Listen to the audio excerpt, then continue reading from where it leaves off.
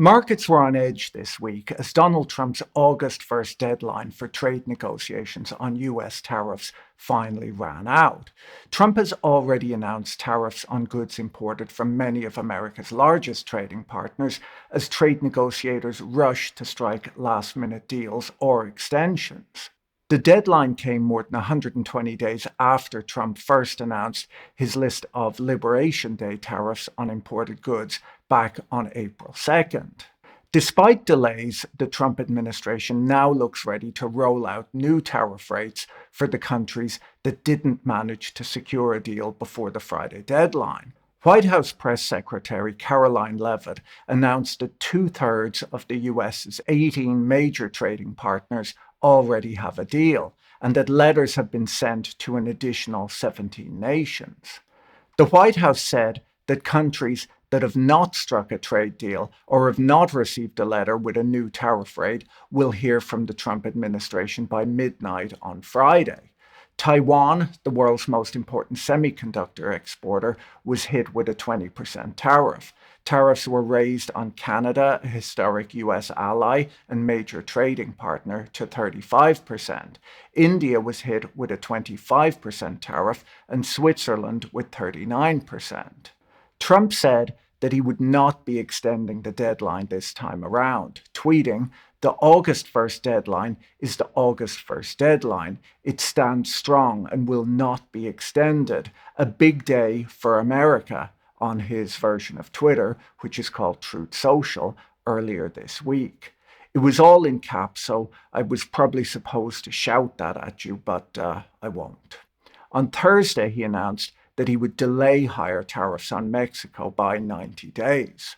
At midnight this Thursday, US Customs and Border Protection began charging importers the new duties, which range from 10% to 50%, with additional tariffs being applied to certain industries like pharmaceutical products, copper, steel, and aluminium for most countries.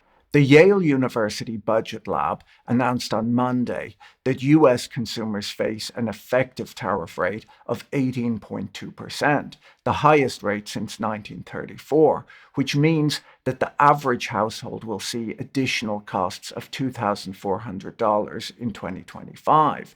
That analysis came out before the announcement of additional tariffs on India and the announcement delaying higher tariffs on Mexico. US and Chinese negotiators agreed earlier this week to push back the deadline for striking a deal after talks failed to find a resolution this week across the many areas of dispute. Back in April, Trump had claimed to have done over 200 deals in an interview with Time magazine, and trade advisor Peter Navarro had said that 90 deals in 90 days was possible. The country has fallen far short of that, with only 8 deals in 120 days, including one with the 27-member European Union. The UK was the first country to strike a trade deal with Trump back in May, agreeing to a flat 10% tax which US buyers will pay on most goods imported from the UK. This was possibly the easiest deal to strike for Trump due to the favorable pre-existing trade dynamics between the US and the UK, where Britain only ran a very small trade surplus in goods with the United States, and it would appear that Trump prioritizes goods over services as his 2025 trade policy agenda explicitly calls for production economy, emphasizing manufacturing, agriculture, and energy as the backbone of American prosperity. Britain, like the US, runs a trade deficit, meaning that it imports more goods and services than it exports. In fact, it runs the third largest trade deficit in the world, behind only India and the United States. Within days of the deal being announced, the Financial Times reported that China was upset that it had been structured to squeeze Chinese products out of the British supply chain. China's foreign minister said that it was a basic principle that agreements between countries should not target other nations. According to the FT, China has warned other countries against signing trade deals with the US that threaten Chinese interests. Before we go any further, let me tell you about this week's video sponsor, Shokz. Shokz has been a pioneer in open-ear headphone technology, making headphones that allow you to listen to music without blocking your ears, meaning that you can enjoy music while staying aware of your surroundings. They provide authentic and natural sound with immersive Dolby audio, which can be switched on with the app. I've been using the Open Dots One open ear clip on earbuds for a few months now, and they're the most comfortable headphones I've ever worn. There's none of the irritation you get with in ear headphones, as the Open Dots One just wrap around your ear and hold on securely. I wear them at work, while commuting, and even while running, and they've never fallen off once. I love that you don't have to worry about left and right either, as the Shokz Open Dots One automatically recognize which side they're on. They sound great, they pair with my phone, my computer, my car, and the entertainment devices on airplanes in seconds. They have 10 hours of battery life, and with the slim charging case, they'll last up to 40 hours before you need to plug them in. Go to shocks.com and use my code Patrick10 for $10 off your pair of Open Dots One. The US UK trade deal was described by President Trump as being full and comprehensive. It kept in place the 10% tax on most British imports. In particular, it specified that cars imported from the UK would face a 10% tariff in the United States, which is lower than the 15% rate that Americans will have to pay on cars imported from the EU and Japan. The deal only applies to the first 100,000 British cars imported per year, which is approximately the number of cars that Americans already buy from Britain, and every vehicle sold above that quota will be hit with a 25% tax, discouraging any increase in sales. The feature of this deal that upset China was that the tariff relief for steel and cars bought by Americans included conditions requiring the UK to promptly meet US demands on the security of the supply chains of steel and aluminium products exported to the United States. The Chinese worry that this could mean that they could be excluded from supplying British firms that sell to Americans. The British government pushed back against suggestions that the trade deal could be damaging to China, saying that there was no such thing as a veto on Chinese investment in the deal. A British government spokesman told the BBC that the agreement with the US was in the national interest to secure thousands of jobs across key sectors, protect British businesses, and lay the groundwork for greater trade in the future, adding that any external provisions in the agreement were not designed to undermine mutually beneficial economic relations with any third country. This was widely interpreted as a reference to British Steel, which had been owned by Chinese Jingyi Group until earlier this year. Although the UK government took operational control of the company to prevent the closure of its Scunthorpe blast furnaces, Jingyi still remains the legal owner. Under the terms of the deal, steel from such facilities may not qualify for tariff relief unless ownership is restructured to meet US standards. This approach reflects what might be a broader shift in US trade policy under Trump. Tariffs are no longer just a tool for protecting domestic industry. They're being used as a mechanism for enforcing geopolitical alignment. The UK deal, in this sense, might be a prototype for a new kind of trade agreement, one that rewards compliance with US strategic objectives and penalizes economic entanglement with China. Beijing's reaction to the UK deal was swift and pointed.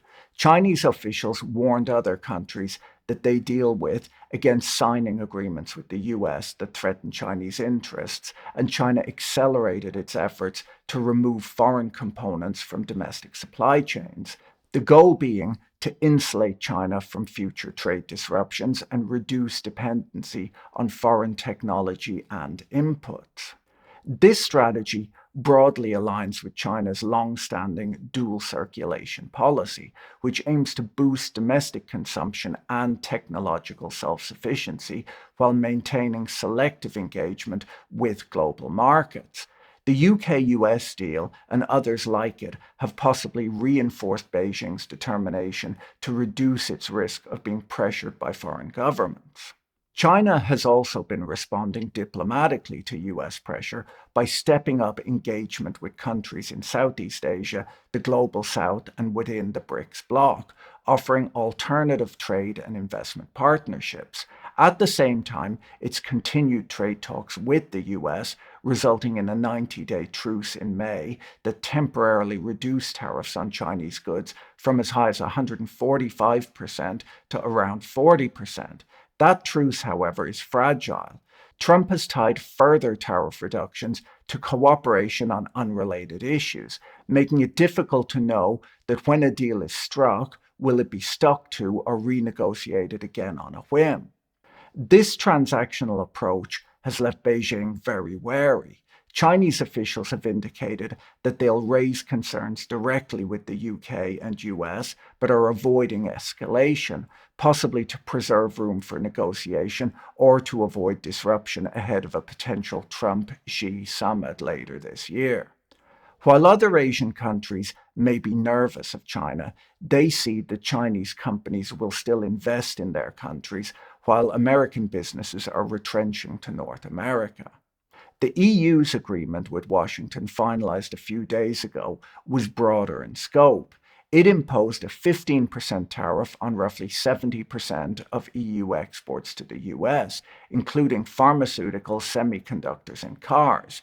In exchange, the EU pledged to buy $750 billion in US energy and invest $600 billion in American industry. Steel and aluminium exports were capped under a quota system, with excess volumes facing a 50% tariff. In return, the EU decided to put no tariffs on US goods.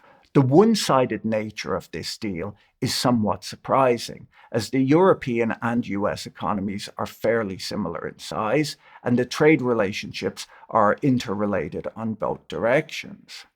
Ben Hall argued in the Unhedged podcast that the asymmetry of the US-EU trade deal stems from the structural and philosophical nature of the European Union itself. The EU was founded to promote free trade and market liberalization amongst its member states, making it inherently reluctant to impose tariffs or engage in aggressive trade retaliation. This foundational ethos, combined with the EU's fragmented decision-making process, where divergent national interests often hinder unified action, left Europe unable to respond decisively to the protectionist stance of the United States. As a result, the EU accepted a one-sided deal, prioritizing internal unity and stability over economic leverage. Critics in Paris and Berlin were quick to describe the deal as capitulation. The FT's editorial board described it as rubber stamping the US president's New World Order, arguing that Europe had validated Trump's bullying trade agenda. The Economist offered a more pragmatic take, arguing that the EU had secured parity with Japan's terms and retained its regulatory autonomy over digital services. The real problem, it argued, lies in Europe's internal frictions, not in the asymmetry of the deal. The EU's negotiating position was weakened by internal divisions. France, which like the US runs a persistent trade deficit, pushed back against agricultural concessions. Germany, which runs a trade surplus, sought to protect its car industry. Eastern European states, who are most concerned with security guarantees, were reluctant to challenge Washington at all. The result was a fragmented front that left Brussels unwilling to push hard. The corporate response to Trump's tariff regime has been mixed. Ford reported a surprise quarterly loss in July, citing $800 million in tariff-related costs and warning of a $3 billion hit for the year. BMW, in contrast, has downplayed the fallout. With a major US production base in South Carolina, it's been partially shielded from the worst effects. Apple, the company that's been most heavily hit by Trump's trade and tariff agenda, lost almost $700 billion in market cap since the Liberation Day announcement, posted blockbuster quarterly earnings this week. The company's CFO said there had been some evidence that sales were boosted by U.S. customers buying early to get ahead of U.S. tariffs earlier in the quarter. Other sectors are also feeling the strain. Semiconductor firms have warned that the new tariffs could disrupt global supply chains already under pressure from export controls and geopolitical tensions. Pharmaceutical companies, many of which rely on Chinese active ingredients, are reassessing sourcing strategies. Trade associations have expressed concern about the lack of clarity in some deals. In several cases, tariff relief is tied to opaque national security reviews, leaving firms uncertain about compliance. Big businesses are delaying their investment decisions while they wait for guidance on how the new rules will be enforced. While the Trump administration has touted a flurry of new trade deals, legal experts and lawmakers argue that these are not actually real trade agreements. Under the U.S. Constitution, only Congress has the authority to regulate commerce with foreign nations and to approve binding trade agreements. Instead, the administration has relied on executive agreements and emergency powers, particularly the International Emergency Economic Powers Act, to unilaterally impose tariffs and negotiate tariff adjustments. These arrangements, critics argue, lack legal standing and bypass the legislative process. Senator Ron Wyden, the ranking member of the Senate Finance Committee, issued a rebuke last month in a letter to U.S. Trade Representative Jamieson Greer, saying, "The Constitution provides Congress with sole authority to lay and collect duties and to regulate commerce with foreign nations. The President lacks the authority to enter into binding trade agreements absent approval from Congress." He urged the administration to respect Congress's constitutional authority over trade and power to write U.S. law, warning that continued circumvention could provoke legal challenges and undermine the legitimacy of U.S. trade policy. While the Trump administration has framed its recent executive arrangements as trade deals, many of America's trading partners are still treating them as provisional and politically contingent, rather than as binding international agreements. Countries like the UK, Japan, and Vietnam have entered into what the White House calls framework agreements, or tariff understandings, but these are not treaties ratified by legislators. Instead, they are temporary arrangements negotiated under pressure, often in exchange for reduced tariffs or exemptions from broader US measures. European officials have been particularly cautious. A senior EU trade official speaking anonymously described the July 2025 agreement as a tactical pause, not a strategic settlement. Similarly, Japan's Ministry of Economy, Trade and Industry issued a statement noting that its agreement with the US remains subject to further negotiation and domestic review. This ambiguity reflects a broader concern that these deals could be reversed or invalidated by a change in Trump's mood, by U.S. courts, or by a future administration. A federal appeals court is currently reviewing the legality of Trump's use of emergency powers to impose sweeping tariffs, with analysts warning that the deals may ultimately be ruled illegal. In effect, many countries are hedging their bets, accepting temporary agreements while preparing for further volatility. As one trade lawyer told CNN, these aren't trade deals, they're ceasefires. The inflationary consequences of Trump's tariffs are beginning to surface. While the US administration keeps claiming that other countries pay these tariffs, that's just not how they work. The fact is the European Union is the monster deal.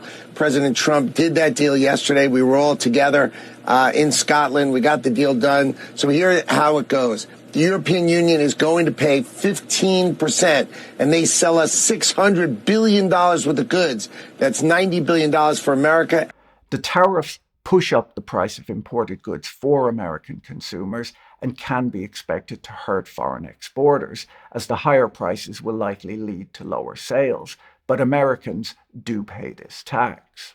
Fed Chair Jay Powell, who was nominated by Donald Trump in 2018, has resisted the president's calls for aggressive rate cuts.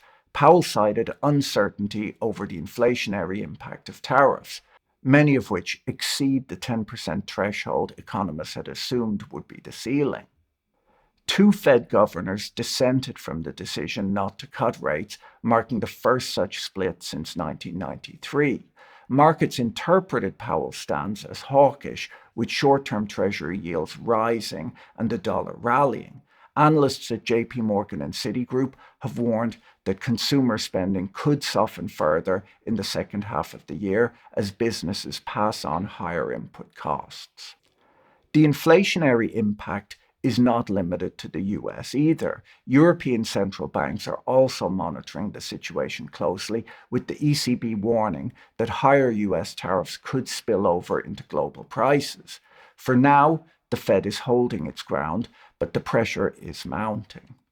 One of the questions that must be asked is, what is Trump's overall goal with these tariffs?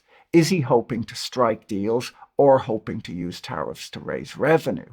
The answer might be both. Trump has framed each agreement as a victory for American workers, but the deals also serve a fiscal function. Tariffs now generate tens of billions of dollars in revenue, effectively acting as a tax on imports. The deals are structured not just to rebalance trade flows, but to enforce a new geopolitical alignment, one in which access to US markets may be contingent on distancing yourself from China. Trump's tariff policy has never been solely about correcting trade imbalances. While his rhetoric often invokes the language of economic nationalism, protecting American jobs, reviving domestic manufacturing, the pattern of his actions suggests a broader, more coercive use of trade tools. The tariffs on Mexico and Canada were widely seen as a demonstration of power rather than a response to specific economic grievances. Nowhere is this clearer than in Trump's move against Brazil. The administration announced a 50% tariff on Brazilian aluminium and agricultural exports, not in response to trade practices, but as retaliation for Brazil's prosecution of former President Jair Bolsonaro. Trump denounced the Brazilian legal proceedings as politically motivated and accused Brazil's judiciary of suppressing free speech. This episode underscores how tariffs under Trump have become instruments of ideological alignment and personal loyalty rather than just as tools of economic policy. Trump's approach has significant implications for the global trading system. It undermines the WTO's most favored nation principle, which requires countries to treat all trading partners equally and avoid discrimination. By offering preferential terms to allies who accept US conditions and penalizing those who don't, Trump is replacing multilateralism with a confusing array of bilateral deals. While tariffs are often framed as tools of trade policy, they also function as a form of taxation. According to estimates from Yale's Budget Lab, the US is now collecting tariffs on nearly half of all imports and bringing in tens of billions of dollars in revenue annually. A government can, of course, bring in tax revenue however it wants, and Trump has paired sweeping income tax cuts with these tariffs, effectively shifting part of the federal revenue burden from domestic earners to consumers of imported goods. This raises the question of whether this is an efficient way to collect revenue or not. Economists generally argue that tariffs are a distortionary and regressive form of taxation, raising prices for consumers and disrupting supply chains compared to more transparent mechanisms like income tax. Yet for Trump, tariffs offer a politically potent blend of revenue generation and nationalist signaling. Trump's tariff blitz is an attempt to reorder global trade around American leverage. America's allies have been drawn into a new system of conditional market access, where tariff rates are tied to compliance with US strategic objectives. China, meanwhile, is recalibrating its supply chains and diplomatic posture in response. For businesses, the message is clear. The era of frictionless global trade is over. Supply chains are being redrawn, investment decisions are being delayed, and the cost of doing business across borders is rising. It's not at all obvious that these deals are set in stone either. They might well be renegotiated constantly in the coming years. While something did need to be done about America's persistent trade imbalances, and there are good arguments for moving strategically important manufacturing onshore, the question remains whether the current approach, marked by sweeping and frequently shifting tariffs, is the right one. Tariffs can raise revenue, and Trump has used them to offset income tax cuts, but they are a very blunt instrument. They distort prices, disrupt supply chains, and create uncertainty for businesses and consumers alike. Imported goods often spend 45 days at sea before reaching US ports, where they're taxed, and with tariff rates changing unpredictably, importers are left guessing at final costs, undermining planning and investment. On top of that, it's far from clear that tariffs will achieve their stated goal of reviving American manufacturing. China's manufacturing workforce alone numbers over 220 million people, more than the entire US labor force. And with American unemployment near historic lows, there's limited slack to absorb large scale reshoring. As Robert Armstrong rightly observed in a recent podcast, which I'll link to in the description, history suggests that protectionism tends to lead to lower productivity and stifles innovation. It invites rule bending and rent seeking rather than competition and excellence. If the goal is to strengthen the US economy, then the tools must be chosen with care and wielded with a clear understanding of their long term consequences. If you found this video interesting, you should watch my video on deindustrialization in Europe next. Don't forget to check out our sponsor Shocks using the link in the video description. Have a great day and talk to you again soon. Bye.